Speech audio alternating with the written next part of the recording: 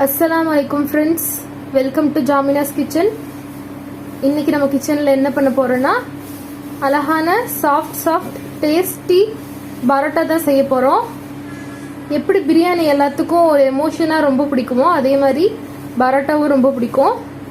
வாங்க இன்னைக்கு பரோட்டா செய்யலாம். இன்னைக்கு 1 கிலோ மைதா மாவுல பரோட்டா செய்ய போறோம்.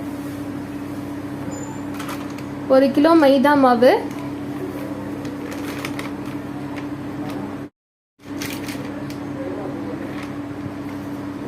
Sugar 3 table spoon,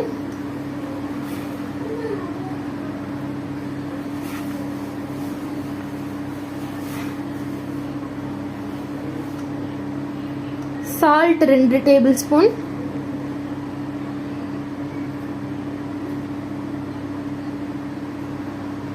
baking soda வந்து half டீஸ்பூன் போடணும்.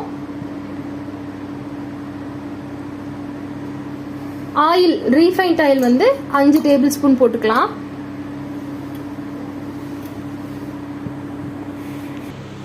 இது எல்லாமே போட்டுட்டு ஜஸ்ட் ஒரு மிக்ஸ் மட்டும் பண்ணிட்டு கொஞ்சம் கொஞ்சமாக தண்ணி ஊற்றி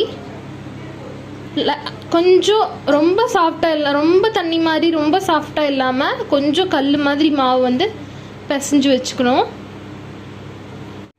லைட்டாக இந்த மாதிரி பிசைஞ்சு அந்த லைட்டாக அந்த பதத்துக்கு வந்ததுக்கப்புறம் பால் கொஞ்சமாக ஆட் பண்ணிக்கலாம் டேஸ்ட்டுக்காக. ஃப்ரெண்ட்ஸ் இங்கே பாருங்கள், இப்படி ஒரு கரெக்டான பதத்துக்கு வந்து பிசைஞ்சு வச்சுக்கணும். வச்சுட்டு மேலே லைட்டாக ஆயில் அப்ளை பண்ணி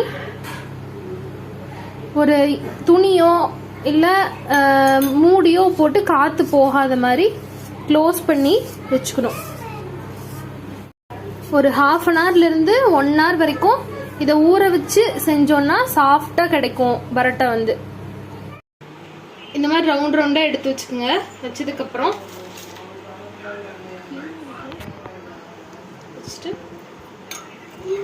ஆயில் கொஞ்சமாக அப்ளை பண்ணிவிட்டு இல்லை பவுடர் கூட ஆட் பண்ணி போட்டுக்கலாம்.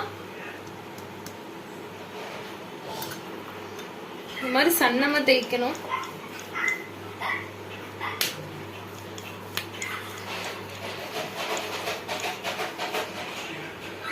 கொஞ்சம் மறுபடியும் ஆயில் ஆட் பண்ணி எல்லா பக்கம் படுற மாதிரி தடவிக்கணும்.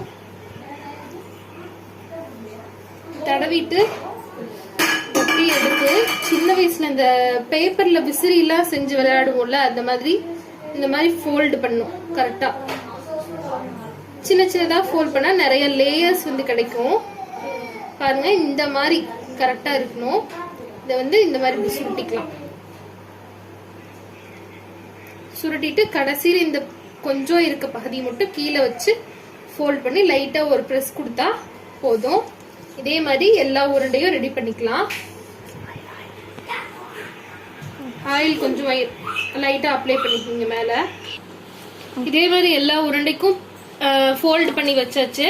இப்போ என்ன பண்ண போறோம்னா ஒன்னொன்னா எடுத்து தேய்ச்சிக்கலாம்.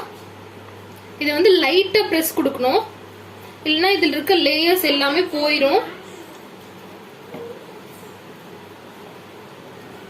பாருங்க அதே மாதிரி இப்படி திருப்பி போட்டு தேய்க்க கூடாது. ஃபர்ஸ்ட் எந்த பக்கம் தேய்க்கிறோமோ அதே பக்கம் தான் தேய்க்கணும்.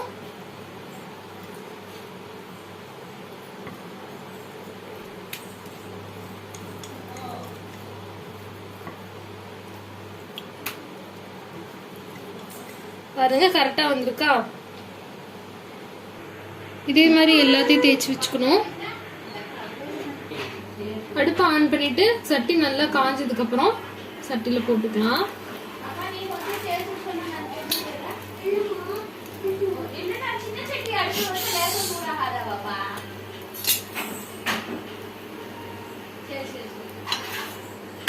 போட்டதுமே டக்குன்னு கொஞ்சம் லைட்டா வந்து திருப்பி போட்டு ஆயில் ஆட் பண்ணிக்கலாம். ஆயில் அளவா ஆட் பண்ணாலும் ஓகே, கொஞ்சம் அதிகமா ஆட் பண்ணாலும் ஓகே.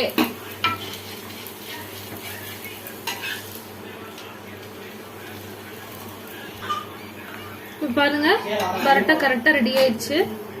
கரெக்டா திருப்பி திருப்பி போட்டே இருக்கணும். கொஞ்சம் ஆயில் அதிகமா ஆட் பண்ணா டேஸ்டா கிடைக்கும், ஒரு சாஃப்டாவும் கிடைக்கும். இதே மாதிரி எல்லா பரோட்டாவும் செஞ்சு வச்சுக்கலாம் நம்ம. இப்போ நம்மளோட 5 பரோட்டாவும் ரெடி ஆயிடுச்சு. இதை மொத்தமாக வச்சுட்டு இப்படி தட்டணும், நல்லா தட்டணும். தட்டினாதான் அந்த லேயர் வந்து உதிரி உதிரியாக வரும். கொஞ்சம் சூடாக தான் இருக்கும், பொறுக்க தான் தட்டணும். இப்போ பாருங்க நம்மளோட 5 பரோட்டாவும் கரெக்டாக ரெடி ஆயிடுச்சு. இப்போ பாருங்க பரோட்டா ஃபுல்லாக ரெடி ஆயிடுச்சு. சாஃப்டான பரோட்டா. குருமா சிக்கன் குருமா மட்டன் குருமா வச்சு சாப்பிட்டா நல்லா இருக்கும். வீட்டில் செஞ்சு பாருங்க, டேஸ்ட்டாக சமைச்சு சாப்பிடுங்க. உங்களுக்கு பிடிச்சிருந்தா ஷேர் பண்ணுங்க, சப்ஸ்கிரைப் பண்ணுங்க, லைக் பண்ணுங்க. தேங்க்யூ.